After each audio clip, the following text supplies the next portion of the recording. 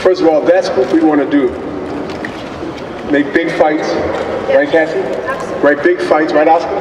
Right. We want to make big fights with all the champions. And when you put two guys in there that has pride and has championship titles, whether they're legends or they new champions or current champions, who got to build their legacy up from there. This, what you do, this what you risk, and this what boxing should be all about. And this what you'll get. So I just hope everybody enjoyed the main event, because there's more to come. At least from us. I can't speak from any other promoter, but at least from us, Golden Boy Promotion is looking to do big fights in big weight division. And the light heavyweight division, you just seen the best of the best in the ring. Any questions? What about you? What about you? What about me? Me fighting again?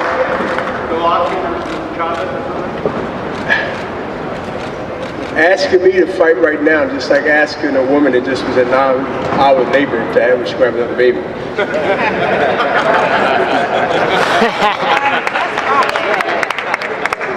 So, but I tell you what, I tell you what, you can't take nothing away from the champ. You can't take nothing away from Kovalev, Sergey. He fought a smart fight. He knew to do the things that not engage in something that was going to benefit me, which is, my style. But he fought a good fight, and you know what? Tonight was a good night for the light heavyweight division and for boxing. I really mean that. As this is the business side of Bernard Hopkins talking, right? Because I have enough sense and enough knowledge of the game to understand where we talk before the fight. Y'all know what that is. Most of us mean it, but at the end of the day, this is what this should be about. I don't duck anyone, he don't duck anyone. And we showed tonight, we gave y'all, I'm hope and sure, some entertainment. And so, let's just hope this becomes something very, very, common in boxing. Any more questions? Bernard? Yes. Yeah. You're always number one to me. Remember me from Philadelphia? The big department show? After going 12 rounds of fighting, I don't remember nobody right now. Can you assess Kovalev's punching power? He did drop you. That's not a common thing. What kind of puncher is he really? We've seen so many great knockouts from him. How hard is he? Well, I think, not taking nothing away from him, but I think that one or two of those punches was flash knockdowns. It wasn't a punch where I was all over the place. I recovered very quickly, as you know. Well, I think the fight went the distance. But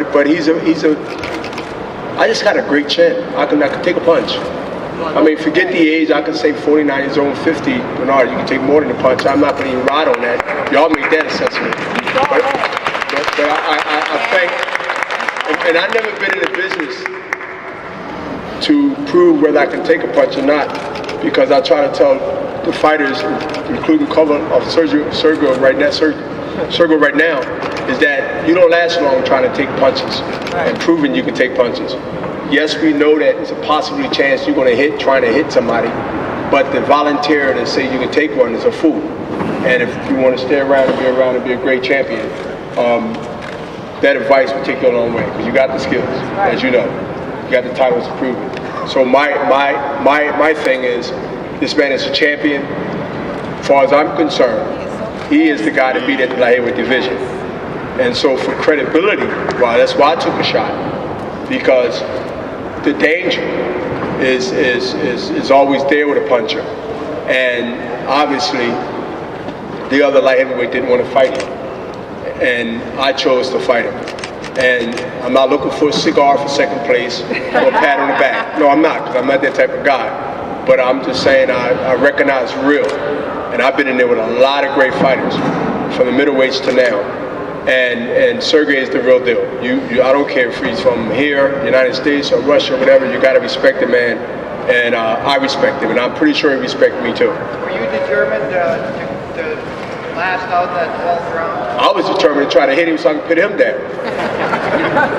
I wouldn't. Did that look like it was trying to survive in the 12th? We was rumbling. I mean, think about it. It wasn't. Listen, I could have tried to hold him and grab him with most sensible people would have tried to do, right? I was trying to swing and hopefully get some shots in where things could be changed around to the end. And that's what you're seeing in the 12th round. So no, I wasn't going to run around and hold and do things to just get by and say I survived. When you look at it tomorrow, when it's replayed on HBO, you will see in your own living room that me and Sergey was throwing punches all the way up to the bell ring. And that's what it's all about. Yes, I'm always a smart thinking fighter first, but sometimes you just got to bite down, man. And he bit down, and I bit down. And you know, you got to respect that. You got to respect that. Oscar was talking about his ability to not fall into the traps that you set in the past and to keep distance. What is your overall assessment, scouting report, post-fight? Well, everything just was said. I mean, it's not even hard to really to try to explain what you've already seen and what we just already talked about with the 3 or 4 questions before yours. First of all, he has, I believe, would be a Hall of Fame trainer who worked with me and I worked with him, and it's John David Jackson. And you got to give him respect.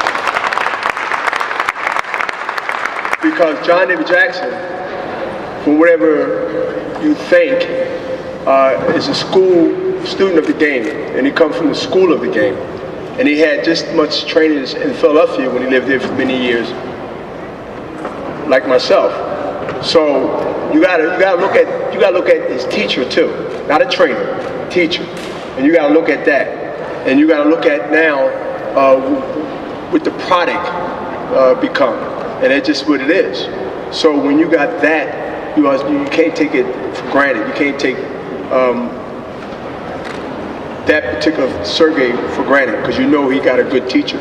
You know, we say what we say to try to throw things off, but at the end of the day, we know that John been in the trenches with us.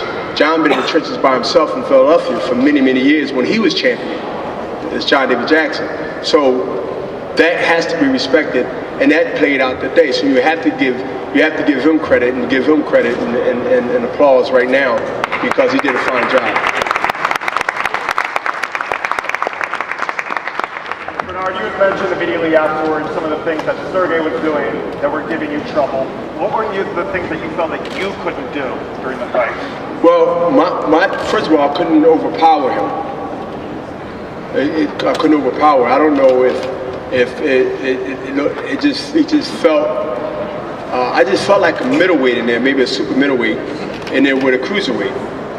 I don't know what it looked like to y'all, but I couldn't get in the range that I wanted to get into, and the range was the length, you know, whether it was his height, his reach, his stepping back, because he was stepping back when I wanted to engage, and that's smart, because we are taught not to engage because a guy your opponent want to engage. I mean, you fight when you want to fight. You make him fight when you want to fight.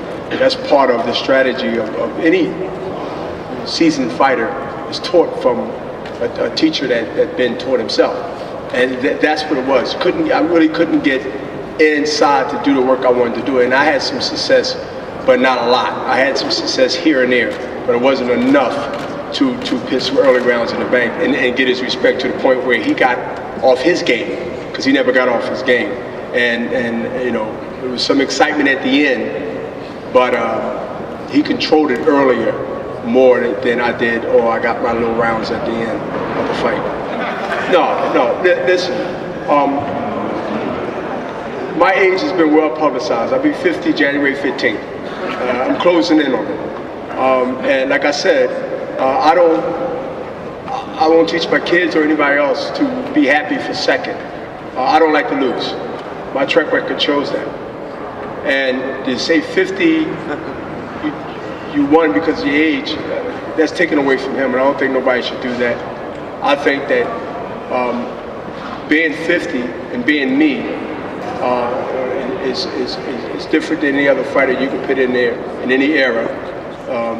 With any guy that would do the game plan or map the game plan or study the game plan that Sergey did, you just got to take your head off to him. But I know for a fact that win, lose, or draw, I don't go out saying I'm 49 because things didn't go my way. Because if you ain't supposed to be in there, you shouldn't be in the ring, no matter what age you are. If you don't want to be in there, what age you lose, you lose. So my thing is, I want to go in there and make history and be the light heavyweight champion of the world. Like I said to Oscar when he was doing this fight, or putting this fight together. And I told the world I wanted to leave the game, or at least establish what I did in the middleweight division. And I had my shot, and that's cool. That's what happens. Next. One more question. Right here. Bernard. You at? Bernard, you're one of the greatest fighters of my generation. Nobody probably signing that. Might be speaking very prematurely. Any chance of a rematch? A rematch with who? What? Man, I ain't thinking. What? Yeah, you know we get a rematch at? So we can eat a burger quicker. Veggie burger. Bernard. Bernard, we spoke Wednesday on the radio. And I asked you if you won, what would it mean? You said that'd be like asking Jordan which one of his 6 rings. You say great answer. And I didn't have anything to say, but now that you got in the ring and saw how skilled he was, do you feel a sense of accomplishment that you got through this from where you were when we spoke the other day?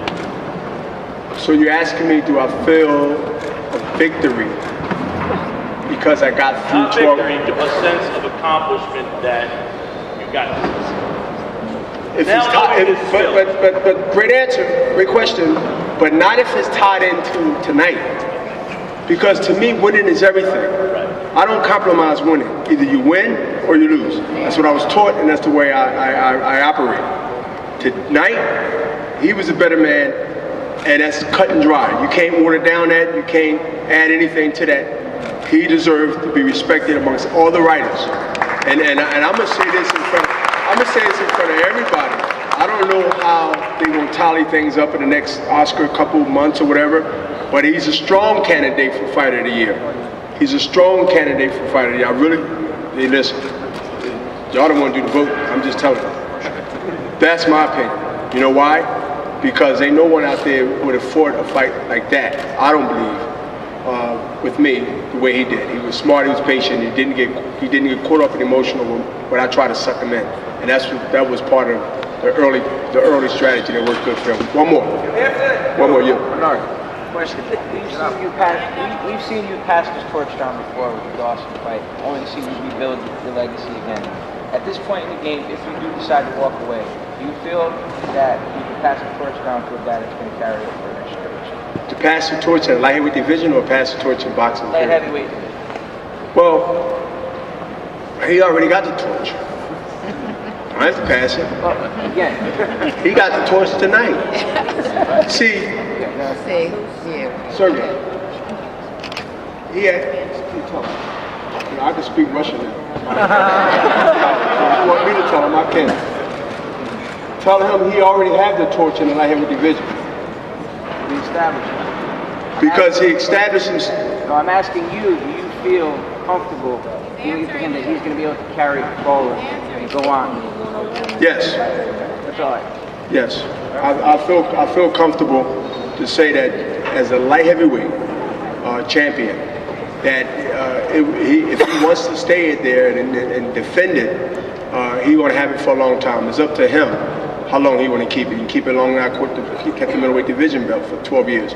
It's up to him, and that's in time. We don't know yet. But I know right now, tonight,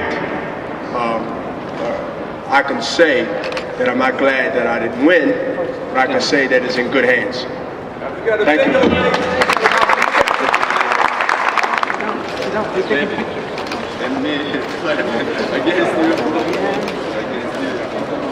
I thought he was watching me.